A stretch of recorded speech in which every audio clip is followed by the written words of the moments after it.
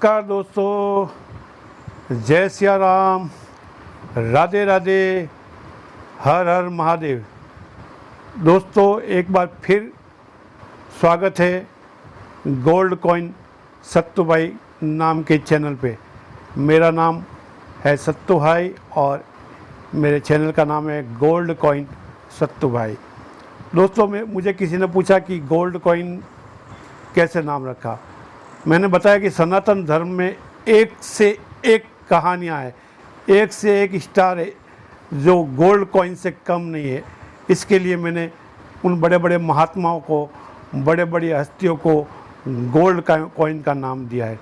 तो दोस्तों आपको ये नाम कैसा लगा ज़रूर बताएं और मुझे सब्सक्राइब नहीं किया हो तो सब्सक्राइब करें और लाइक और कमेंट ज़रूर करें। तो दोस्तों मैं एक नई कहानी के साथ में आया हूँ।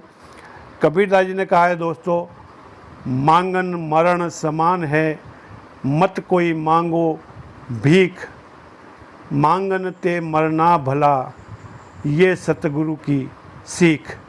तो दोस्तों ये जो कहानी लेकर आया हूँ, मैं भीख मांगने वालों की बात नहीं करता हूँ, लेकिन मांगने वालों की बात ज़रूर करूँगा। आपको ये कहानी सुनकर पता पड़ जाएगा। दोस्तों एक नगर में दो दोस्त रहते थे। एक था बहुत बड़ा ठाकुर और एक था उसका दोस्त व्यापारी। ठाकुर को लोग ठाकुर साहब कह के पुकारते थे और व्यापारी का सेठ का नाम था चांदमल जी। चांदमल जी अपने गांव में राशन पानी का व्यापार किया करता था। दोनों अच्छे दोस्त थे। एक दिन क्या हुआ दोस्तों, पुराने ज़माने की बात है, ठाकुर साहब ने एक बैलगाड़ी बनवाई जिसके ऊपर उन्होंने बहुत खर्चा किया। बैलगाड़ी में पीतल के फूल लगाए और उसको कलर रंग लवान पे बहुत ऐसी लग रही थी वो गाड़ी, बैलगाड़ी नहीं सोने की बनी हो, उतना खर्चा किया। तो उनकी बैलगाड़ी की तारीफ आसपास के गांव में होती थी। लोग कहते थे कि दोस्तों लोग इतनी बड़ाई करते थे जैसे आज किसी ने मर्सिडीज लाई हो। मर्सिडीज़ की भी इतनी बड़ाई नहीं करते जितनी बैलगाड़ी की बड़ाई किया करते थे। लोग एग्जाम्पल देते थे कि बैलगाड़ी हो तो ठाकुर साहब के जैसी। अरे उस गांव के ठाकुर साहब की क्या बात है, उनके पास इतनी बढ़िया बैलगाड़ी है। मतलब बैलगाड़ी नहीं थी वो, आज एरोप्लेन से भी उस ज़माने में उसका नाम था कि भाई ठाकुर साहब के पास बैलगाड़ी है। तो इतनी खूबसूरत बैलगाड़ी उन्होंने बनाई थी। तो एक दिन क्या हुआ दोस्तों कि जो उनका दोस्त था चांदमल, उसके घर में उसकी लड़की की शादी थी। शादी हुई नहीं, मतलब बारात आई और लड़की को विदा करना था। लड़की को विदा करना तो चांदमल जी ने सोचा कि क्यों ना मैं अपनी बेटी की विदाई अपने ठाकुर दोस्त से बैलगाड़ी ले उनमें बिठा के उनको गांव तक विदा करूं। लोग बोलेंगे कि वाह क्या बैलगाड़ी में बेटी को विदा किया है। जैसे आज लोग मर्सिडीज़ में और BMW में गाड़ी में बेटियों को विदा करते हैं, वो BMW और मर्सिडीज़ से कम नहीं थी दोस्तों। तो फिर उस चांदमल जी ने सोचा क्यों नहीं मैं ठाकुर के पास जाके ये बैलगाड़ी मांग लाऊं और अपनी बेटी को उसमें बिठा के विदा करूं। बस क्या था, आओ देखा ना था, चांदमल जी चले गए ठाकुर साहब के घर। ठाकुर साहब के घर पे गए, प्रणाम किया। ठाकुर साहब बोले आइए आइए चांदमल जी, कैसा आना हुआ, आपके घर में तो शादी है, आपको समय कैसा मिला। तो बोला मैं उसी कारण से आया हूँ ठाकुर साहब, आज मेरी बेटी की विदाई है और मैं सोचता हूँ कि मेरी बेटी की विदाई आपकी बैलगाड़ी में बिठा के करूँ।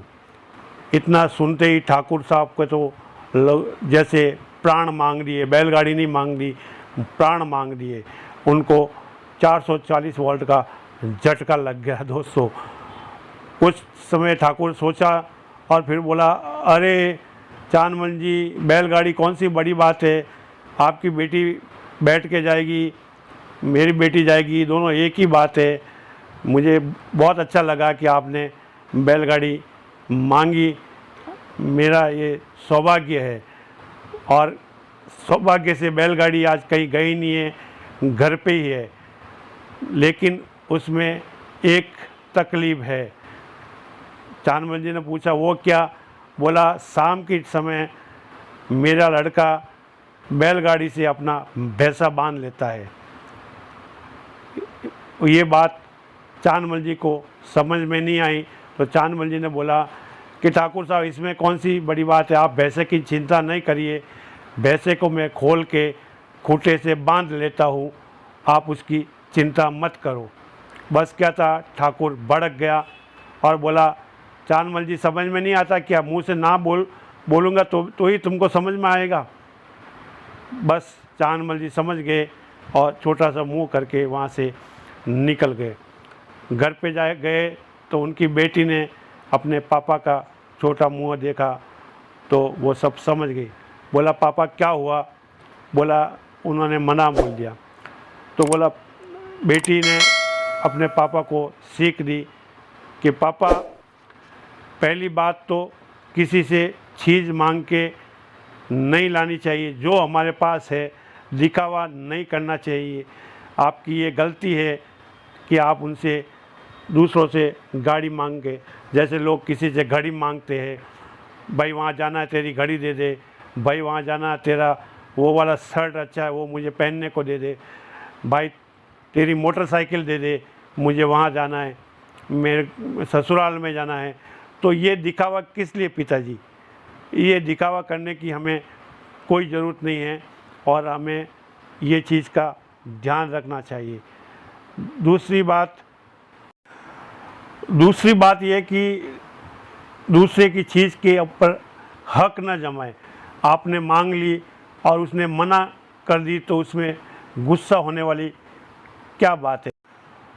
उसकी चीज़ है, उसने मना कर दिया, इसमें हमें गुस्सा नहीं करना चाहिए, नहीं मुंह लटका के बैठना चाहिए। दोस्तों, आपको सामने वाले ने घड़ी पहनने को दे भी दी या उसकी मोटरसाइकिल दे भी दी झूठी शान बढ़ाने के लिए, और आप चले गए कहीं मोटरसाइकिल पे बैठ के और वहाँ पे आपको किसी ने पहचान लिया, अरे ये तो घड़ी फलाने भाई की है या फलाने की मोटरसाइकिल है, फिर आपकी झूठी शान 2 मिनट में निकल जाएगी।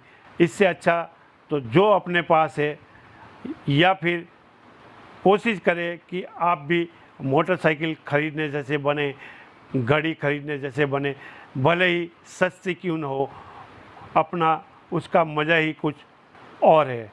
तो दोस्तों ध्यान रहे, दूसरों की चीज़ पहन के मांग के पहनना, ये झूठी शान बढ़ाना अच्छी बात नहीं है। फिर वो बिटिया अपने पिताजी को आगे समझाती है, हे पिताजी आपने ये कहावत तो सुनी होगी कि उतने ही पैर पसारिए जितनी लंबी छोर। अपनी चादर से ज़्यादा आप पाँव फैलाएंगे तो आपको बेइज्जती के सिवा और कुछ नहीं होगा। इसलिए ज़िंदगी में कभी किसी से मांग के अपना काम निकालना नहीं चाहिए। और तीसरी बात ये बताई कि हे पिताजी उतना ही पाँव पसारिए जितनी लंबी छोर। आपने ये कहावत तो भली भांति सुनी होगी, अपनी चादर से ज़्यादा पाँव अगर पसारोगे तो आपको बेइज्जती के सिवा कुछ नहीं मिलेगा। इसलिए जो अपने पास है उससे ही काम चलाना चाहिए, दिखावा नहीं करना चाहिए। और तीसरी बात ये पिताजी कि मांगे भी उससे जो देने लायक हो और आपने भी कभी उसकी मदद की हो और वो अपना विश्वास हो कि हाँ मैं उसके घर से खाली नहीं आऊँगा। तो पिताजी आपको मुंह लटकाने की कोई ज़रूरत नहीं है, आपने कुछ गलत नहीं किया, लेकिन आपको उनसे गाड़ी मांग के मुझे बिठाने की सोचना भी आपका गलत था। आपके पास जो जैसा है, जो अपना है, वो ही सबसे अच्छा है और उसमें ही शांति है। पिताजी, मैं तो ससुराल जा रही हूँ, पर जाते जाते आपको 3 बात बता रही हूँ जो आप हमेशा ध्यान में रखना। पहली बात, बार बार लोगों से मांगना। दूसरी बात, पराये घर में रहना। और हे पिताजी, तीसरी बात ये है कि दूसरों के भाग्य पर जीवन निर्वाह करना। ये तीनों बातें बहुत कष्टदायक होती है और इनसे बचना चाहिए। बस क्या था, उसके पिताजी बेटी की बात समझ गए और उन्होंने अपने आप को इस ग्लानि से बाहर निकालने की कोशिश की। तो दोस्तों, कभी किसी से उधार मांगने की कोशिश ना करें। जितने में हो, जितनी अपनी चादर हो उतना ही पाँव पसारिए। और दूसरों से मांग के पहनी हुई चीज़ भी अच्छी नहीं लगती, बहुत उसका अंजाम दुखदाई होता है। कभी टूट फूट जाए तब लेने के जब देने पड़ते हैं तो दोस्ती व्यवहार सब अपना टूट जाता है। तो कोशिश करें आगे बढ़ने की कि मैं वो गाड़ी या वो घड़ी या वो शर्ट क्या करूं, कौन सा कर्म करूं, कैसे करूं कि वो मैं खरीद सकूं। तो दोस्तों, आप और अब तक मेरा चैनल सब्सक्राइब नहीं किया हो तो सब्सक्राइब करें, कमेंट करें, लाइक करें और कमेंट में हर हर महादेव ज़रूर लिखें। राधे राधे दोस्तों, जय जय राम, हर हर महादेव।